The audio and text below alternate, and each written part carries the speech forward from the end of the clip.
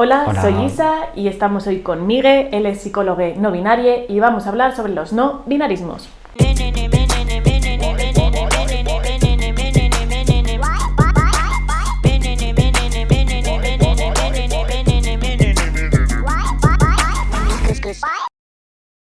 Miguel, ¿qué quiere decir que una persona sea no binaria? Bueno, pues de entrada igual no es tan sencillo definirlo, ¿no? Porque cuando definimos precisamente como que ya estamos acotando y quizás cerrando opciones, ¿no? Cuando hablamos de no binarismo, por simplificar y decirlo de una forma sencilla, sería el hecho de no identificarte ni como hombre ni como mujer. Cuando nacemos todos, pues como que en base a nuestros genitales, si tenemos pene o tenemos vulva, nos dicen o eres un chico o eres una chica. Y luego resulta que hay gente que ese género que le asignaron no se corresponde con su identidad. Y dentro de esas personas que no se identifican con esa identidad o que fluyen dentro de esa identidad, es cuando hablaríamos del paraguas trans, que puede ser pues, personas no binarias, pueden ser chicos trans, chicas trans, género fluido, agénero, pangénero, etcétera. Como que a mí me gusta mucho remarcar que no hay una trayectoria concreta, ¿no? Que no es que seas trans y tienes que ser algo concreto, sino que hay un amplio espectro donde tú te puedes identificar. Miguel, a mí muchas veces me preguntan, pero entonces, ¿cuántos géneros hay? Pero además me lo preguntan así como un poco en plan, a ver, que a mí me han dicho que hay dos. ¿Qué responderías a esto? Pues yo suelo decirle a la gente cuando esto, además, a veces en consulta me lo dicen, digo, pues mira, es que hay tantos géneros como personas. Que aquí ya peta un poco la cabeza, ¿no? Pero claro, es que al final, digamos que en términos sociales, sobre todo la sociedad occidental, como que nos hemos puesto de acuerdo, o se han puesto de acuerdo para decir solo hay dos, chicos, chicas, y de ahí no te salgas. Y luego lo que compruebas en la realidad es que la gente, digamos, no se identifica con algo tan concreto, tan constreñido, ¿no? Que eso de hecho también le pasa a la gente cis. Cis se refiere a la gente que sí se identifica con el género que le asignaron al nacer. Pero la gente cis también muchas veces tiene disconformidad, ya sea con su cuerpo, con su expresión de género, con lo que le gusta y no le gusta respecto a su identidad, que esto no es algo propio de lo trans. Lo que pasa es que lo trans es verdad que hace referencia al género que se te asigna y a lo que la sociedad te impone en base a ese género.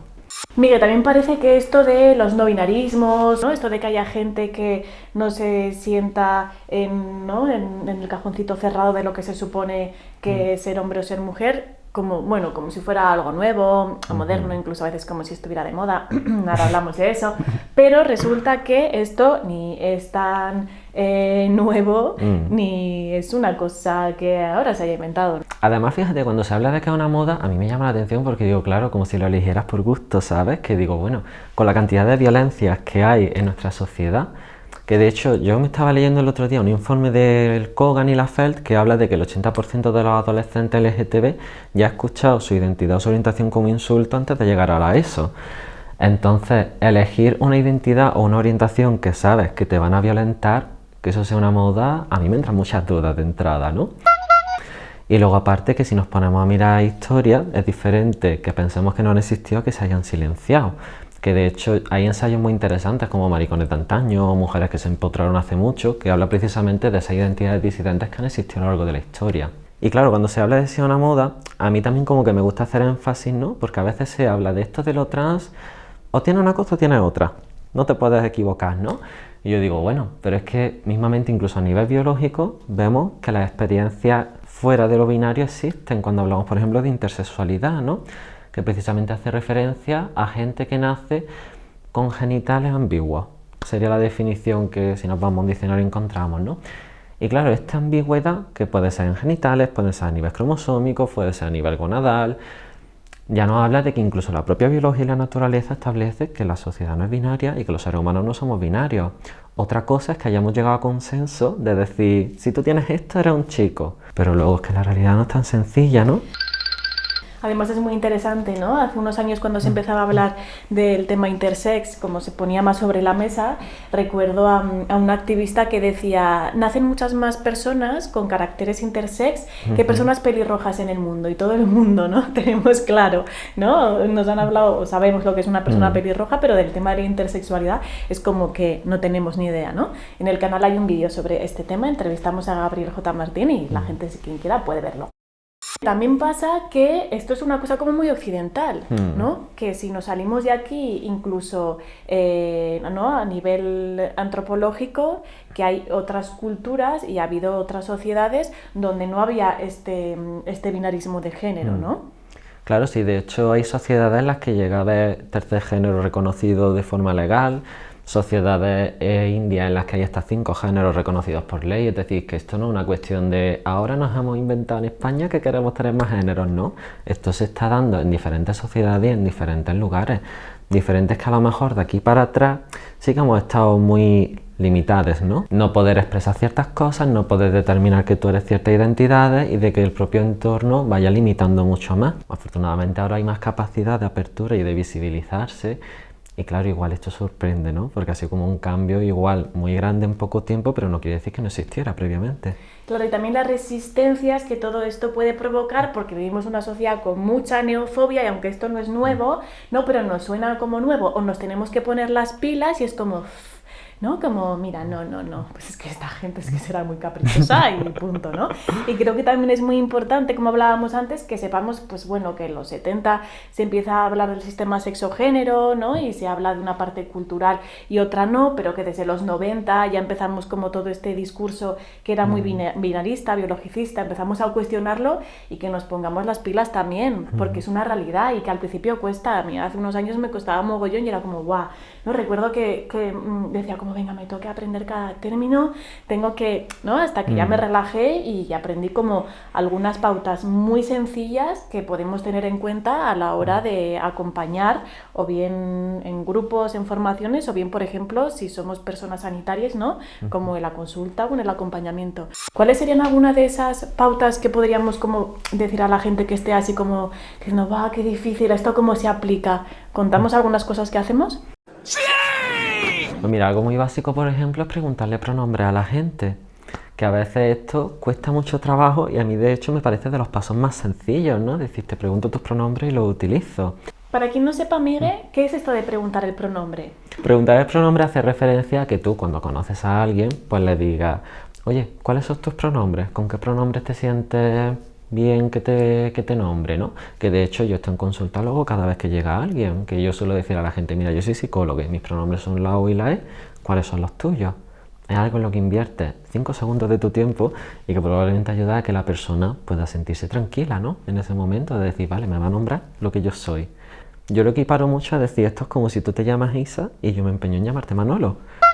Que dices, bueno, ¿y por qué carajo me está llamando esta persona Manolo si además le he dicho que me llamo Isa? Y digo, pues lo mismo, ¿eh? Y además esto se tarda nada, incluso en las fichas que pasamos, en los consentimientos informados, todo esto no tardamos nada en hacerlo y ponerla como la ficha, por ejemplo, como más inclusiva, ¿no? O incluso también cuando estamos dando clase y a veces nos pasan como el listado de alumnado, a veces va a salir un nombre con el cual igual nos identifican, ¿no? Pues preguntarles, ¿cómo quieres que me dirija a ti? Claro. Es muy sencillo y puede aliviar tanto. Claro. Tanto. Y además, de hecho, yo lo pienso en términos de cómo ha cambiado la cosa y que es que igual hay que empezar a darle visibilidad a cosas que importan, ¿no? Porque, por ejemplo, pues en la España de los 70-80 el Estado civil era muy relevante, a nivel que estaba en el DNI, porque además te limitaba mucho tus derechos.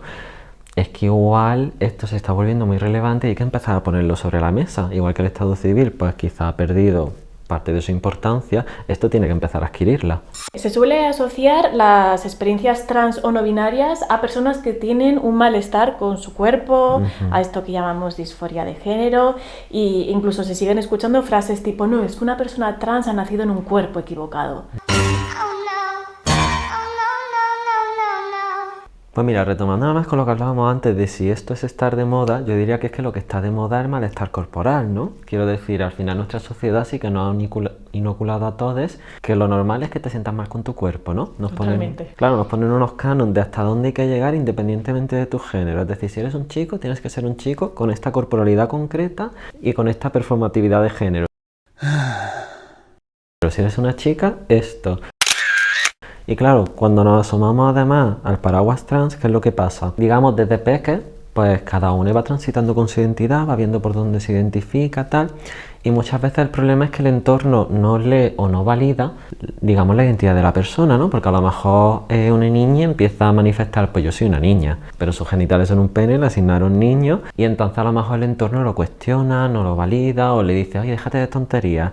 ¿Qué va a hacer esta niña? Pues cada vez más utilizan más marcadores de género para que la validen, ¿no? Que parece que no aceptamos que una niña hasta que aparece con el vestido, con el pelo largo, se ha puesto pecho y se ha empezado a hormonar. Entonces el malestar corporal, más que ser intrínsecamente que lo trans va asociado a malestar corporal, más bien es que le estamos enseñando a la gente que tiene que tener una corporalidad concreta y entonces, claro, es normal que al final con los años pues esa persona tenga malestar asociado a su cuerpo, pero no quiere decir que se haya equivocado de cuerpo, ni mucho menos, ¿no? Que en todo caso, y de hecho una cosa que yo intento trabajar mucho en consulta es reapropiarse del cuerpo, independientemente de que quieras hacer cambios, que si los quieres hacer también es válido, pero que esto no es solo y exclusivo de lo trans. Igual que hay gente pues que a lo mejor, ¿qué te digo yo? Pues me tengo que matar en el gimnasio para tener este cuerpo, y si no, no me voy a encontrar a gusto nunca, ¿no? O me tengo que operar los labios, la nariz, lo que sea. Es decir, que al final es que llegar a un punto concreto es llegar a un pozo sin fondo, porque nunca vamos a llegar al sitio en el que ya digamos, espectacular. Entonces, Miguel, el problema no es de la persona yo individual, sino del sistema y de la cis heteronorma, ¿no? Exactamente. Siempre.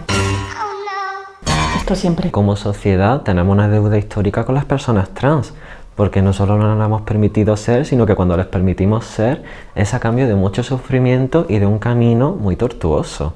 Y fijaros además, ¿no? Como psicólogos, pero yo creo que esto lo puede entender todo el mundo, que estamos hablando de la identidad, de quién eres, de tu existencia, ¿no? Algo que desde que somos muy pequeñites tiene como mucha importancia para la creación del self. ¿Quiénes somos para cuestionar esto en otra persona? Que no es una tontería lo que estamos hablando, ¿no? No, para nada. Una cosa que a veces le planteo a la gente dentro del espectro trans es que precisamente el haber invertido tiempo en pararte a ver un poco tu identidad, cómo es, cómo te gustaría que sea, esto incluso es una ventaja que mucha gente no se llega a cuestionar o que incluso le genera malestares sin ser consciente de que va por ahí la cosa.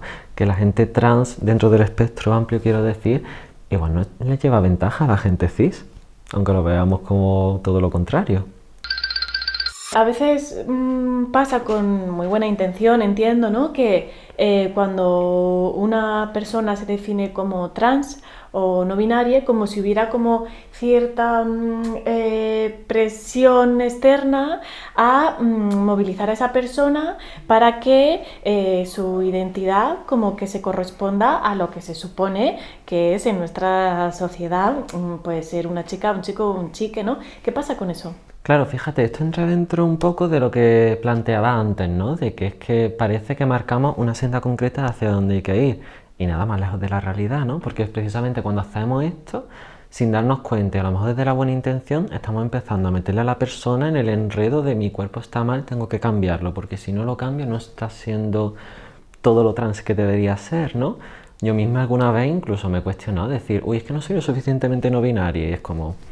¿Qué significa ser lo suficientemente no binario, ¿no? Igual que si lo metemos en el cajón cis, ¿qué significa ser lo bastante tío o lo bastante tía? Muchas veces como que normalizamos el preguntar sobre la genitalidad, sobre los cambios que quieres hacer, las operaciones que te quieres realizar. Y esto, pues, vamos, es que yo lo pienso sobre todo desde el prisma de a una persona cis no se nos ocurre preguntarle ¿tú qué tienes entre las piernas y qué vas a hacer con eso, ¿no? Que igual esto hay que desnaturalizarlo. A mí me gusta mucho, por ejemplo, Elsa Ruiz, que es una cómica trans que podéis buscar en YouTube. Que el secreto está en la masa. Prácticamente todos los vídeos acaba diciéndolo, oye, que cada transición tiene que ser un traje a medida y que todas las entidades, sean como sean, son completamente válidas. Es decir, que no hay que llegar a ningún sitio concreto y que tu transición va a ser lo que tú quieras que sea. Pero igual que incluso si no entras dentro del espectro trans, tu corporalidad, tu forma de ser, tu expresión de género va a ser la que tú vayas decidiendo y en cada momento de tu vida va a ser diferente. Hace poco, por ejemplo, en nuestro país pasó que un chico fue al instituto con falda y desde el centro educativo dijeron, ¡ah, madre mía, a ver si es trans! Y le llevaron a la psicóloga del centro educativo para... por si se tenía que aclarar con su identidad. Y claro, este chico flipó en colores a raíz de Normal. eso, ¿no? Salió el movimiento que hemos vivido con el tema de que la ropa no tiene género. Y un poco, pues yo creo que esto, ¿no? El por qué pasó todo esto es una muestra de, jolín, cómo nos tenemos que poner las pilas y entender también que una cosa es la expresión de género, identidad, los cuerpos y lo que tenemos, ¿no? Entre las piernas. Otra cosa es la orientación sexoafectiva. Y que son cosas diferentes que pueden ir relacionadas y que hay tantas posibilidades como personas, ¿no? Claro, de hecho, fíjate, a mí en este ejemplo yo digo, es que sin darnos cuenta, si esta persona realmente se estuviera cuestionando su identidad de género, ya la hemos metido en el cajón de algo está mal. Tienes que ir a un profesional, porque además que tenemos nuestro imaginario de ir a salud mental o a un psicólogo, psicólogo, estoy mal, me pasa algo, tengo un problema. Es decir, que desde probablemente incluso la intención de cuidar a este menor, le estamos metiendo en un cajón en el que a lo mejor ya le estamos generando malestar de base y hay que tener mucho cuidadito con esto. Pero igual que, por ejemplo, cuando yo lo pienso también desde el entorno marica, ¿no? Cuando un chico, por ejemplo, es más afeminado en el instituto y rápidamente le etiquetamos de maricón y no tiene nada que ver. Es que hay chicos con plumas que son heterosexuales o bisexuales, que también nos olvidamos de que la gente puede ser bi. Y no tiene nada que ver con la expresión de género y sin embargo ya le estamos asociando a que eso es malo, a que no debe hacerlo y es que eso además puede ser un problema de salud. ¿Por qué es importante, sobre todo profesionales, ¿no? Que trabajamos con otras personas, que nos visibilicemos? Pues quizás sobre todo precisamente tanto para generar referentes como para dar la calma de que existimos. Quiero decir, hilando con el principio, hablábamos de si esto es una moda, si esto es algo que ha surgido ahora y no. Probablemente hay muchas personas que son no binarias, que son trans dentro del espectro, etcétera, etcétera, en nuestro entorno, que no lo sabemos. Y por eso mismo yo creo que también, yo por ejemplo, yo lo hago también desde mi propio privilegio, ¿no? En el sentido de que yo trabajo de forma autogestionada y me lo puedo permitir con bastante protección y seguridad. Que entiendo que habrá gente que igual le pongan una tesitura más difícil, pero sí que es cierto que yo pienso que es bastante importante ponernos cara a que el no binarismo existe, a que lo trans existe y que podemos tener un passing más o menos cercano a los cis. Y eso es irrelevante en el sentido de que nuestra identidad sigue siendo nuestra identidad. Miguel, ¿qué es el passing?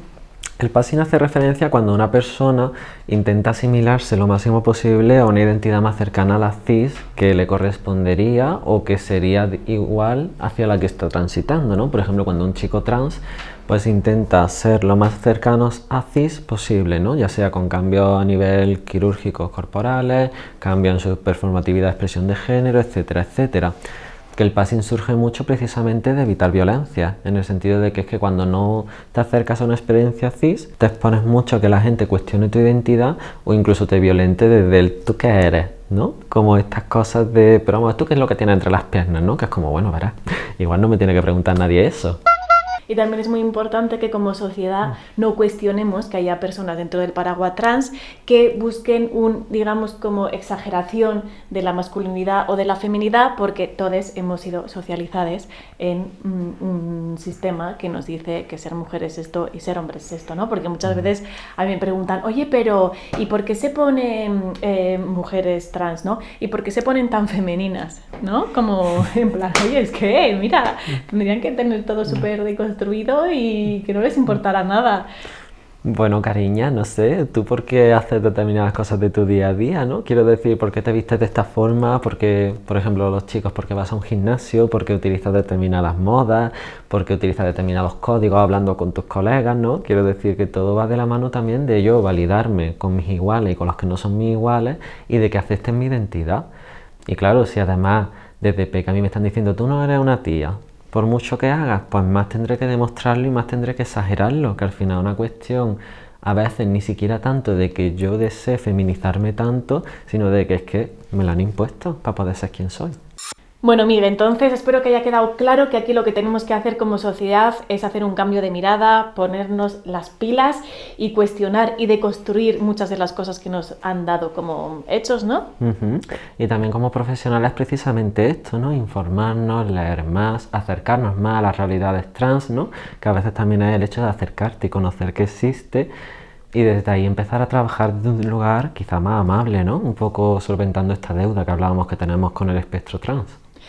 Y no agobiarse porque para que hagáis toda esa profundización hemos dejado aquí abajo en la cajetilla mucha información de libros, guías, materiales y listas de reproducción para seguir profundizando. Miguel, muchísimas gracias. A ti. Te queremos mucho en el proyecto, ya lo sabes. Gracias a Chris, que está ahí grabando y es la querida y es la que hace todo ese trabajo tan invisible. Y hasta luego. Chao. Chao.